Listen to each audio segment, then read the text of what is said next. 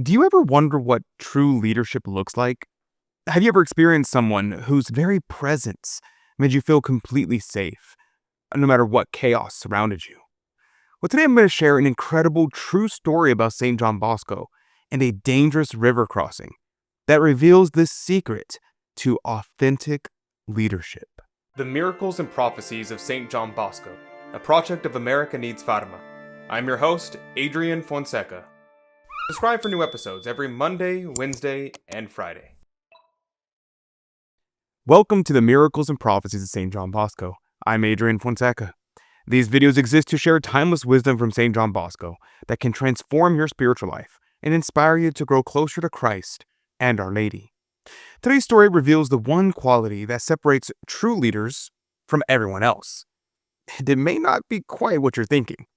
By the end of the video, you'll understand the secret behind Don Bosco's extraordinary influence and how you too can apply this same principle in your own relationships. And before we dive in, if stories like this inspire you to grow in virtue and faith, I've got something special to share with you later about how you can become part of our Saint John Bosco community. The link is in the description right now. It's a beautiful day along the Po River in Turin. Don Bosco and about 20 of his young men are heading to a religious feast. Their voices are echoing with joy as they walk. These are the boys from his oratory, many of them former street children who now look at Don Bosco like he hung the moon. But this peaceful journey is about to take a dramatic turn. As they approach the river crossing, a group of rowdy young boatmen swarms around them. These guys are aggressive, shouting and pushing, all trying to get Don Bosco's group onto their ferries so they can make some quick money. They're not taking no for an answer. Don Bosco spots a sturdy, older boatman nearby and calls out to him for help. This experienced man steps in, clears out the troublemakers, and safely takes Don Bosco and his boys across the river. Now, you might think that's where the story ends, but those rejected boatmen, they're furious.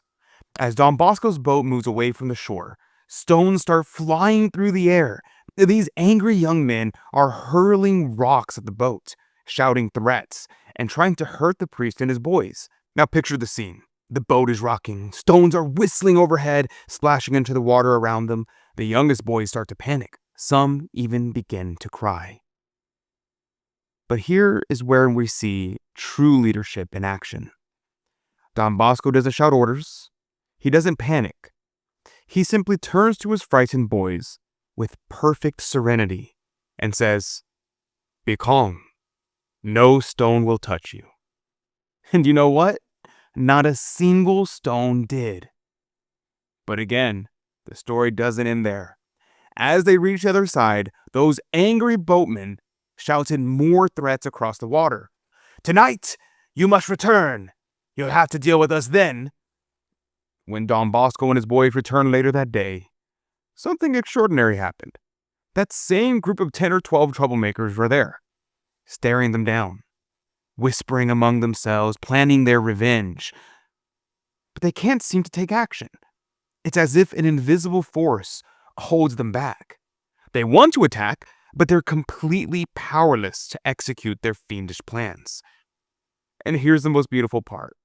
As Don Bosco and his boys walk through the streets of Turin, people emerge from their homes, balconies, and windows just to watch them pass by. Some say he's a saint, and others think he's crazy, but everyone agrees this priest is unlike anyone they've ever seen. His legend grows. Now, you might think that this story is just about miraculous protection, but it's really about something much more profound. These boys didn't follow Don Bosco out of fear or obligation. They followed him because they knew he genuinely loved them, not for what they could do for him, but for who they are as God's children. Don Bosco had discovered the secret of authentic leadership, disinterested love. He cared for these boys purely for their own good, not for any personal gain. And that kind of love creates unshakable loyalty. A police officer who witnessed Don Bosco's influence over his boys once said, "If this priest were an army general, he could defeat the fiercest army in the world." That's the power of leading with love. If you found this story meaningful, I'd love to ask you a favor. Would you share this video with someone who needs to hear about authentic leadership? Maybe a parent, teacher, or a friend who's struggling to connect with the people they're trying to serve. Your share could be exactly what they need to hear today. If this story of Don Bosco's transformative love has touched your heart, I'd love to invite you to come deeper with us. Become a monthly promoter of Saint John Bosco and immerse yourself in his incredible legacy.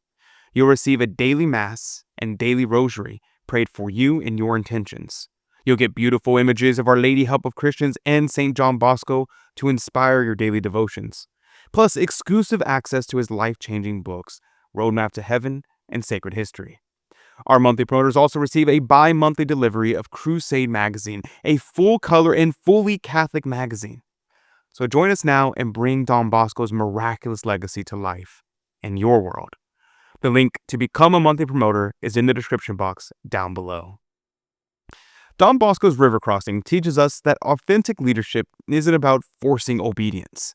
It's about aspiring, through love, the desire to follow. The divine protection his boys experienced wasn't just about stones missing their targets. It was about souls being shielded by the love of someone who truly cared for them. When you love others for their own sake, not for what they can give you, you create an unbreakable bond that can weather any storm. Don Bosco's legacy isn't found just in his incredible miracles and prophecies. It's in the way he loved the young people in his care, and how they, in turn, loved him back. If we have that same sincere desire to serve God's will and to love others authentically, we really can move mountains, and maybe even cross a river or two. So here's my question for you. How can you show this kind of disinterested love to the people in your own life? Share your thoughts in the comment section down below. I read every single comment, even if I don't always reply to them all, and your comment might just inspire other viewers. And as we close, I encourage you to click on the video appearing on your screen right now. How to Make People Feel Valued, Don Bosco's life-changing welcome strategy. In that episode, you'll discover the powerful yet simple technique that Saint John Bosco used to make every person feel genuinely valued, and how you can apply it to your own relationships starting today. Thank you for joining me today. Saint John Bosco, pray for us. May God bless you, and Mary Immaculate keep you under her mantle. God love you.